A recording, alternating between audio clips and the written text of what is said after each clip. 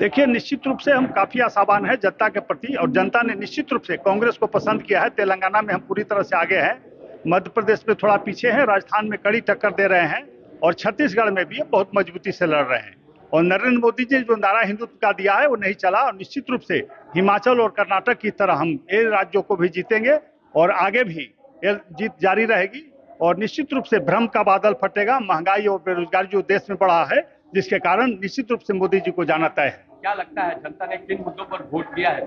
देखिए, स्थानीय मुद्दे हावी होते हैं, राज्य के चुनाव में स्थानीय मुद्दे हावी होते हैं, हमारे कार्यकाल हावी होते हैं, और निश्चित रूप से उसके बाद भी केंद्र सरकार ने काफी कहीं न कहीं से दबाव बनाया राज्यों पर, कहीं न कहीं से उसमें दबाव बना के कुछ ऐसे माहौल बनाने का प्रयास किया जो कि आज तक के सर्वे में आया था। आज तक के वरिष्ठ पत्रकार जो बात कर रहे हैं कि हम जबरन भाजपा को आगे दिखा रहे हैं। छत्तीसगढ़ में सबको आश्चर्य होता है कि भाजपा तो लड़ाई में तो कहीं थी ही नहीं, तो कहीं न कहीं केंद्र सरकार की भूमिका संदिग्ध है। क्या कुछ कहेंगे? पार्टी कार्यालय में एलईडी लगाया गया और आप लोग भी पल पल नजर बनाए हुए हमारे कार्यकर्ता उत्साहित है। हम लोग अभी भी विश्वास है कि हमारा नेतृत्व जो खड़गे साहब, राहुल गांधी जी ने जो मेहनत किया है, सोनिया गांधी जी ने मेहनत किया है, उसका रिजल्ट आ रहा है, और निश्चित रूप से लोकसभा तक और कांग्रेस मजबूती से आगे बढ़ेगी। जानकारी मिली है कि खड़गे साहब ने 6 तारीख को दिल्ली में इंडिया गठबंधन की बैठक बुलाई है। तो पहले से चल रही थी, चर्चा हो रही थी कि चुनाव के बाद हम करेंगे, और निश्चित रूप से जो कमियां हैं इंडिया गठबंधन के अंदर उसको हम दूर करेंगे, सभी साथियों को लेकर और मजबूती से आगे बढ़ेंगे। क्या लगता है कि चुनाव का परिणाम अब उत्साहित कर रहा है? निश्चित रूप से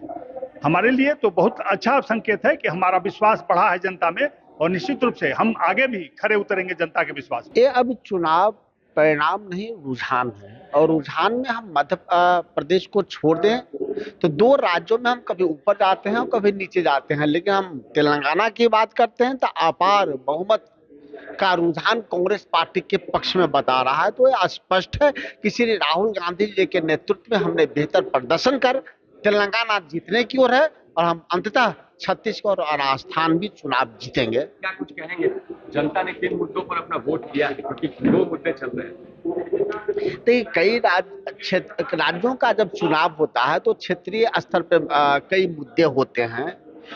भारतीय जनता पार्टी प्रारंभिक दिनों में मध्य प्रदेश में और राजस्थान में अपने चेहरे खत्म कर दिए थे नेताओं के, लेकिन जब राजस्थान मध्य प्रदेश में लगा भारतीय जनता पार्टी का कि नरेंद्र मोदी के चेहरे पे वोट नहीं होगा, तो उन्होंने शिवराज सिंह चौहान के चेहरा को पुनः स्थापित किया। तो मैं मानता हूं कि मध्य प्रदेश की जीत अगर होती है तो शिवराज सिंह चौहान की होगी, क्योंकि नरेंद्र मोदी जी ने अपना चेहरा पीछे कर लिया था और अपने कई केंद्रीय मंत्री और सांसदों को चुनाव लड़ा के उसमें अपने परफॉर्मेंस दिखाने को कहा था।